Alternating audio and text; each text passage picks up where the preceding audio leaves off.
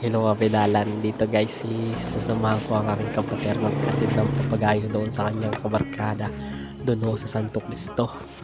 Ako ay naiwan na diyan at ang aking kapatid ay nagmamadali na tuulan diyan guys. Siya ay naka-road bike, ako ay naka-MTV lamang. Naayos ko pa ang aking camera dyan at baka ho'y mahulog sayang, kakaswap ko lang na rin. Dito guys medyo nagmamadali na din ako dyan at ako abutan na ng ulan at pakulimlim ho yan guys. Yan, nilayos ko pa dyan ang aking camera.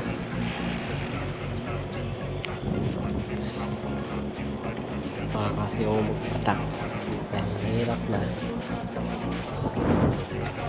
Sige, tumuloy na ulit ako dyan. Medyo nambon-ambon na ho diyan paparoon sa Santo Cristo. Medyo banayad pa ho dyan ng kaunti ang ahonin. Ito guys, pasimple-simple. Medyo kahit na ambon na.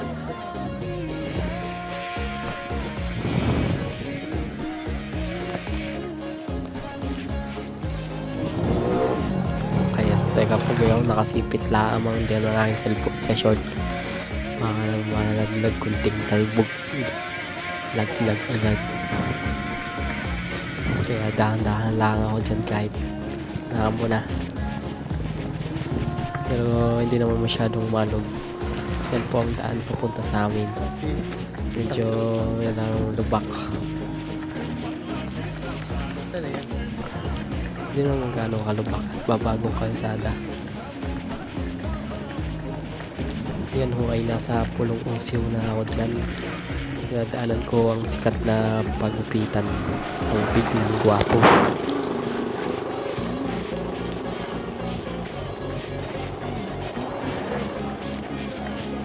Dyan ba guys, dyan banda sa gilid na yan. Ayan, mamadali na ako dyan at nakita ko nga ang kapatid ng Pagkulan. So guys,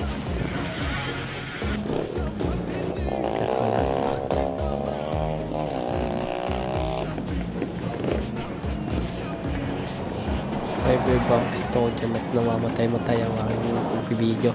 Sige, stop. So yan guys, inayos ko ulit ang aking camera dyan. Kinuha ko na lamang at pag nilalagay nakasipit sa short maalog pag hinahawakan, kaya kinuha ko sa short at nakasipit baka malaglag.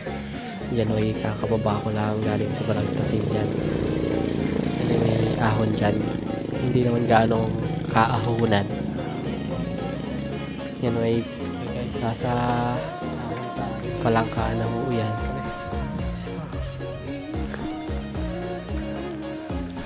Nag-aantay nga di kasi yan guys, hinantay na pala ako ng aking kapatid.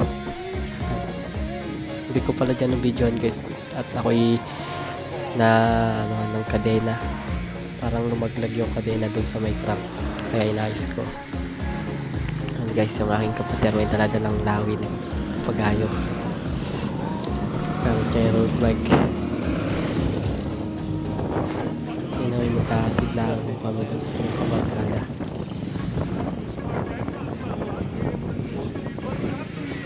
Nagnunuhans pa yan ay. Ngayon, nandito na kami sa Palangka. Hindi ako nagpaalam sa GF ko kasi nagmamadali daw kami. Yan guys, nagmamadali na kami dyan. Dyan guys, nandito na po kami sa may Palangka Barangay Hall. Mga kapidalan ay masyado po dyan masikip ang kalsada, kaya dahan-dahan lamang po pa sa pagliko. Dito guys, pinauna muna ako ng aking kapatid para makita ko. May kasalubong kami, mahirap po at may dalang papagayo. So yan guys, dahan-dahan lamang po kami diyan. Marami hong nadaan na sasakyan.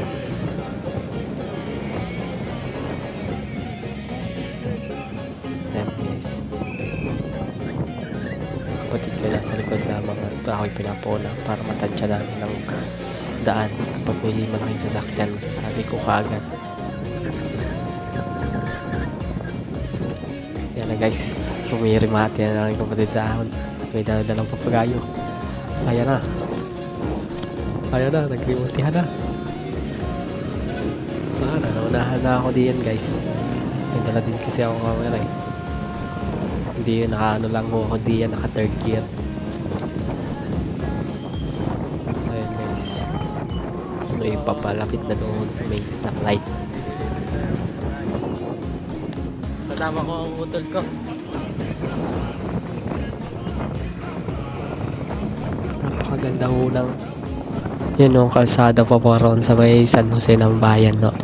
Ano ay mga bagong gawa at naka-asphalt to. Yan o guys, papaliko na po kami papuntang Batangas, Santo Cristo. Punta po kami sa Santo Cristo. Yan guys, yan na.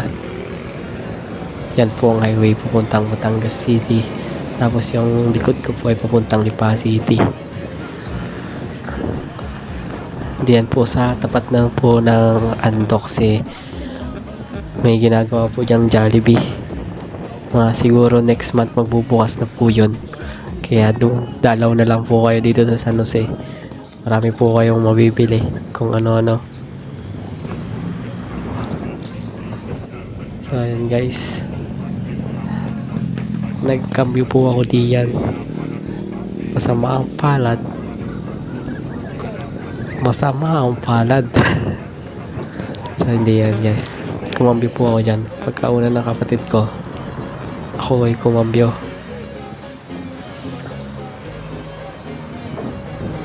Kasi nalaglag ko ang aking kadena doon sa may crank.